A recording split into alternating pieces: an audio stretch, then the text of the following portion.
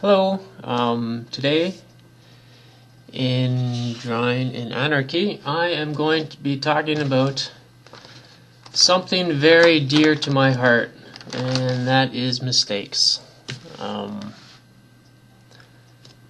What I think is a giant misconception is that we're not allowed to make mistakes. And this is a problem in education and planning and our lives.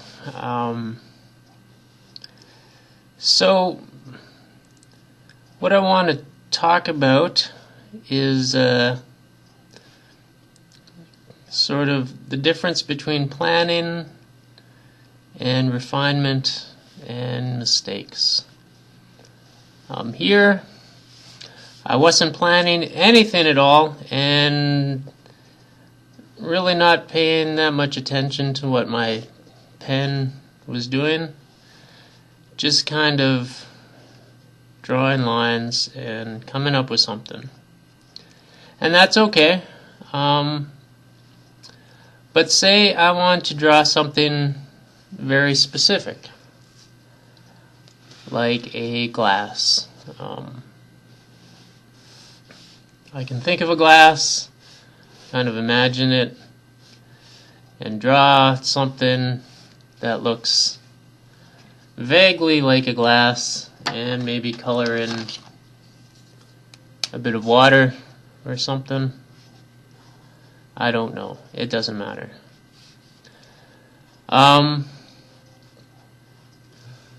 What I want to talk about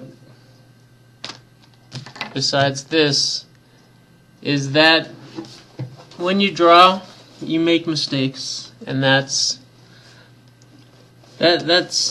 just means that what you ended up drawing isn't the same as what you intended to draw, and that sometimes is okay. But I'm going to go back sort of to math, because we all sort of think, I think people believe that math is sort of rigid and you're not allowed to make mistakes. But there are actually mathematical systems that begin by guessing. These are often numerical analysis, and they start with a guess. And this isn't always a math thing either. It's it happens quite a bit when we are measuring things. I have a glass. I want to know how tall it is, so I guess that it is, thumb size. So what I do is I bring my thumb to it, and I'm close, but not quite right. So I don't know what I'm getting at. I think what I want to sort of keep saying is that a lot of mistakes are okay. I don't want to talk about giant ethical problems like injuring people or things that will bring harm to yourself or another. But something like drawing a picture or measuring something or learning about something, it's perfectly okay to make mistakes, and it gives you an opportunity to learn. The other thing that you must do in order for mistakes to be useful, is to analyze what you've done. For example, if I want to draw a head, that's very hard to see on the camera. I just drew a circle in pencil. And this is the sort of thing that books will tell you about proportion. You sort of rough things out, give it general shapes. Eyes are in the middle, there's a nose there, jaws kind of go in like that, there's teeth here, blah blah blah, right? And this we get because the head of most people are very similar to one another in shape. The skull at the very least. If we look at skulls, and you can't tell one from another just by looking at it. What happens is the refinement when you add flesh over top of the skull, we start to see things. So, kind of have an eyebrow ridge here and here, and a grumpy thing, eyes. So what this is this is refining. This general thing is a guess at what a head looks like. And we know certain things about the head, like its proportion and shape. And what we want to do when we start adding details is refining features. We want to put them closer to what we want, right? This may not be perfect, but there are ways to adjust, and that is using mistakes wisely. Unwise mistakes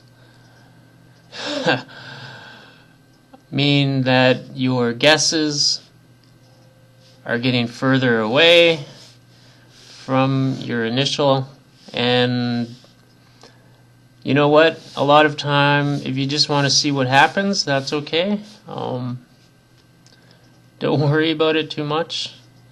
You'll. I think with practice, you get a sense of where things can go and how much leeway you have when drawing particular things. And it's only relatively recently that I started, like in the last couple years, when I started machining, that I realized, and not when I was training as a machinist, but when I was working as one, I realized how very incredibly important mistakes are. I mean, there's some mistakes that you can't afford to make, like putting your hand through a drill. That would be a bad one. And we can sort of imagine what the results of that would be. But sometimes you only have close guesses. So if I have a piece of steel like this, and I want to make a shape in it, like a doorknob, for example, somewhere inside of it, what I do is I spin this piece of steel around in a circle and put a tool against it. And maybe you're asking, what does this have to do with mistakes? Well, when you have steel moving against a very hard object, which is a tool, bad things can happen. If this is not secured, this can get knocked off and hit someone in the eye, which is very bad, and you don't want that. or I can take this tool and sort of run it through the piece and I lose the shape because this isn't coming back, right? You're carving out a shape. So when removing material, you can't remove, well, you can remove too much, but then it's too much and it's not what you desire, right? So what we do is we do tests. We do a series of tests, and each test we do gets closer to the final shape. So I do a test cut here. I go to some point close to my finished shape and sort of go around it. And I keep track of where this tool is, and then after it's gone over, I measure what I have left so that I can judge the distance that I have to go. And there's a lot of factors involved in that, but as a general strategy, what is happening is I'm making a series of guesses, and after I make a guess, I look at what I've done and then reevaluate where I need to go or what I need to do. So if I'm drawing ahead, I make a general guess of where things are, and as I refine it, I'm getting closer to the thing I want. And that's, for me, that has been a very helpful strategy. And that's not really a strategy that we're given or taught in the education system, which is very sad to me, because there's a lot of things that you don't know until you try. And even if you do try, like the first time you ever try to draw a face, it probably isn't going to look like what you want. And you'll think, oh, I made a mistake. What have I done with my life? I drew this terrible head, and now it's garbage, and it's going to sit there and haunt me forever. Well, maybe, but you need to move on and try to take something away. You say, oh, you look at the eyes, and those were way too close together. Or you look at the ears, and you think, oh my God, that is far too pointy. Next time I do this, I'm going to have to lay off on the pointiness. So, I was thinking about this because I recently wrote a test, and it was multiple choice. And the thing that bothered me was that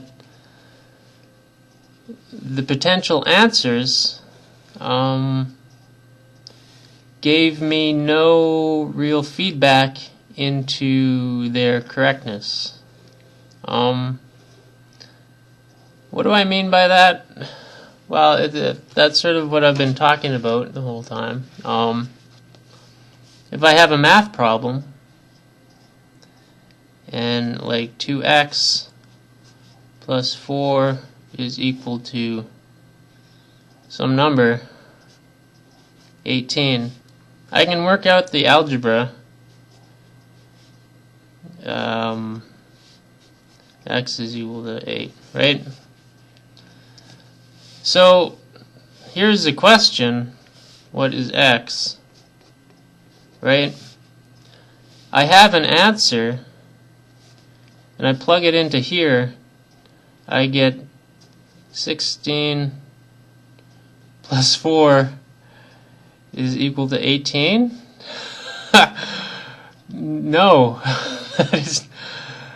that is not right. Because what happened was I subtracted both sides by 4, and this, I did not do that correctly. So we'll try again, right? I know that 2x 8 or 18 minus 4 is not 16. That's probably where I messed up. 18 minus 4 is 14. So x, divide both sides, this is 7. And I go back to my initial thing here. 2 times 7 is 14, plus 4 gives me 18. The point of this was not that I can do math, well, but that I can use the answer that I get as a test, right? I can look back at this and work through it to see if this sort of corresponds to this. And I found out quite quickly that it does not. And that's a process that applies to many things. It applies to drawing. Like I do a test, which is a test is a line or a shade or a color or some sort of mark. And then I look at this test and I ask myself, what did that do? Did that make it better? Did that add depth? Did it add